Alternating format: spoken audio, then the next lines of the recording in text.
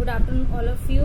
पिछले वीडियो में हम लोगों ने देखा था गुप्तों के शासकों के बारे में और जाना था कि गुप्त साम्राज्य का जो संस्थापक था वो श्रीगुप्त था, लेकिन वास्तविक संस्थापक किसको माना जाता है? चंद्रगुप्त प्रथम को। आज हम लोग इस वीडियो में पढ़ेंगे गुप्तों की प्रशासनिक व्यवस्था। गुप्तों की जो प्रशासनिक व्यवस्था है वो राजतंत्रात्मक सिद्धांत पर आधारित थी, यानी प्रशासन का केंद्र बिंदु जो था वो कौन होता था? राजा होता था। हमें अभिलेखों से भी प्राप्त होता है कि राजा ने जो है बहुत बड़ी बड़ी उपाधियां धारण कर रखी थी, जैसे महाराजाधिराज, परम भट्टारक, परमेश्वर जैसी उपाधियां राजा धारण करते थे गुप्त साम्राज्य में। अब प्रशासन को चलाने के लिए राजा की सहायता के लिए मंत्रीगण हुआ करता था, जिसे हम मंत्री परिषद कहते थे। इस मंत्री परिषद में ज़्यादातर जो लोग हैं वो उच्च वर्ग के घरों से होते थे या ऊंचे ऊंचे घरानों के राजकुमार हुआ करते थे। सर्वोच्च पद को क्या कहते थे हम? अमात्य या कुमारामात्य।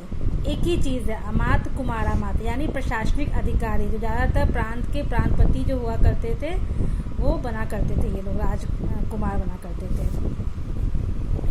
गुप्तों के प्रशासन का जो सबसे महत्वपूर्ण बिंदु है वो है विकेंद्रीकरण, यानी जो गुप्त साम्राज्य था वो कई प्रांतों में विभक्त था, डिवाइड था, और हर एक प्रांत में जो प्रांतपति था उसके अकॉर्डिंग अपना अलग अलग शासन, अलग व्यवस्था होती थी। यही एक बहुत बड़ा डिफरेंस है मौर्यन एडमिनिस्ट्रेशन में और गुप्ताज एडमिनिस्ट्रेशन में। मौर्यों का जो प्रशासन था वो सेंट्रलाइज था, यानी केंद्रीकृत था। संपूर्ण साम्राज्य में एक जैसा शासन, एक जैसी व्यवस्था, एक जैसे कानून नियम। लेकिन गुप्तों का जो था विकेंद्रीकरण था, यानी अलग अलग राज्य में, अलग अलग प्रांत में अलग अलग व्यवस्था। तो गुप्त शासन के दौरान विकेंद्रीकरण की जो प्रवृत्ति थी वो तीव्र हुई। एक तरफ राजा का पद ज्यादा गौरवमय बन गया, वहीं दूसरी तरफ उसकी शक्ति कमजोर पड़ गई। अधीनस्थ शासक और सामंत ज्यादा बलवान हो गए।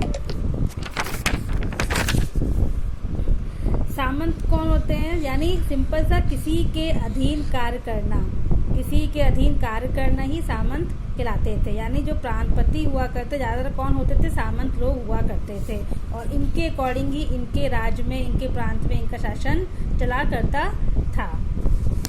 सामंतों को राजा के अनेक अधिकार स्वतः प्राप्त हो गए, जैसे शासन करने का, सेना रखने का, सिक्का एवं मुद्रा जारी करने का, अभिलेख खुदवाने का आदि।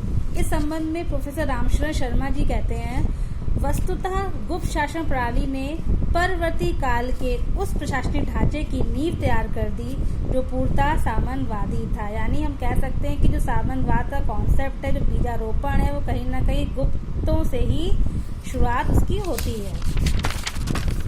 अब लोग देख लें गुप्तों के कुछ पदाधिकारी थे, कुछ महत्वपूर्ण पद थे, उनके बारे में जान लेते हैं जो आपके परीक्षा में पूछे जाते हैं।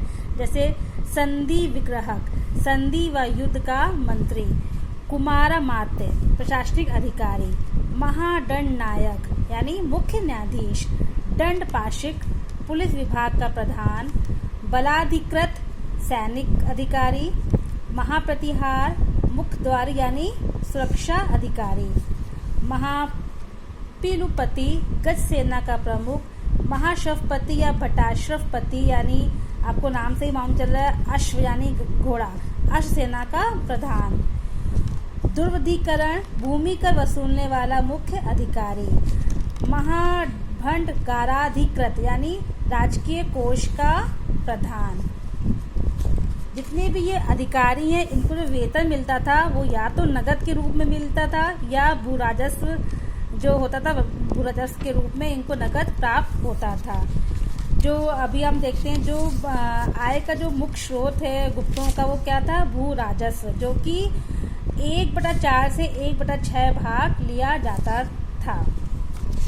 जो सबसे महत्वपूर्ण होता है, अब आता है प्रशासनिक व्यवस्था में जो आता है गुप्तकालीन प्रशासनिक इकाइयाँ। ये बहुत महत्वपूर्ण है। जो सबसे मैं छोटी इकाई शुरू करूँगी, सबसे छोटी इकाई थी वो क्या थी गुप्तों के समय में? ग्राम है, जो आज का हम लोग गांव कहते हैं। ग्राम का जो मुखिया होता था वो ग्राम पति कहलाता था।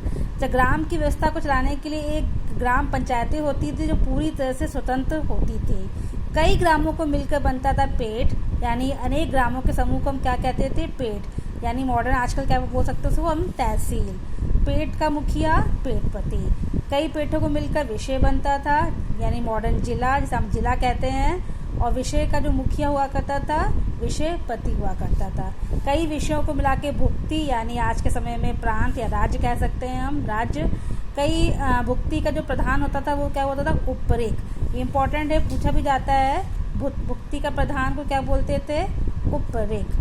कई भुक्तियाँ मिलकर बनता था देश। आज भी हम देश मिलते यानी कई राज्य मिलकर एक देश बनता है। जो आज के समय में देश का मुखिया प्रधानमंत्री होता था, उस समय देश के प्रधान को क्या बोलते थे, गोप्ता। ये आपकी कुछ इकाइयां हैं जो पूछी जाती हैं उसमें। अच्छा, कई अभिलेखों में भुक्ति, जिसको हम प्रांत बोलते थे, नाम भी आया हुआ है, मैं बता रही हूँ आपको। अभिलेखों जैसे पुंड्रवर्धन भुक्ति यानी उत्तरी बंगाल राज्य हुआ करते थे, वर्धमान भुक्ति बंगाल, तीर भुक्ति तिरहुत, मालवा भुक्ति मध्य देश आदि। मैंने आपको पिछले वीडियो बताया था कि जो सोने के सर्वाधिक सिक्के होते थे वो कहाँ सबसे ज़्यादा मिले हम लोग को, गुप्त वंश में चलाए गए हैं। लेकिन अगर प्रश्न पूछता है कि सर्वाधिक शुद्ध सोने के सिक्के कहाँ सबसे ज़्यादा प्राप्त हुए हैं, तो उसका आंसर आएगा कुषाण वंश। गुप्त जो कि कुषाणों के सामंत भी थे। नगरों के प्रशासन को कौन देखता था, नगरपति, जिसको हम लोग पुरपाल भी कहते थे। कई सारे अब शब्दावली भी गुप्तों में। अच्छा, अभी हम पहले पढ़ लेते हैं। गुप्त काल में 5 प्रकार की भूमि हुआ करती थी। क्षेत्र यानी कृषि योग्य भूमि, वास्तु भूमि यानी वास करने लायक भूमि जहाँ हम लोग मकान बना के रहते थे, चारागाह यानी गोचर पशुओं के चारा के लिए, खिल जो भूमि जोतने योग्य ना हो, अप्रहत यानी जंगली भूमि जिसको जोता ना जा सके। गुप्तकालीन शब्दावली जो अक्सर आपके परीक्षा में पूछा जाता है, जैसे भाग क्या होता था, भूमि उत्पादन से प्राप्त होने वाला राजा का हिस्सा। भोग राजा को उपहार स्वरूप मिलने वाला कर। उद्रंग स्थायी काश्तकारों पर लगने वाला कर। हिरण्य नगद रूप में दिए जाने वाला कर। या पूछ चुके हैं, अक्सर कई सारी परीक्षाएं पूछ चुके हैं हिरण्य। आप सोच भी नहीं पाएंगे कि हिरण्य का संबंध नगद रूप से है। आप हिरण्य कुछ और लगाएंगे, हिरण से लगाएंगे, लेकिन हिरण्य क्या है, नगद रूप में दिए जाने वाला कर। विष्टि निःशुल्क या बेगार श्रम। दिनार जो गुप्तों में मुद्राएं चलती थी, स्वर्ण मुद्राओं को क्या बोलते थे, दिनार। अग्रहार ब्राह्मणों या मंदिरों को दान दिए जाने वाली भूमि को बोलते थे अग्रहार।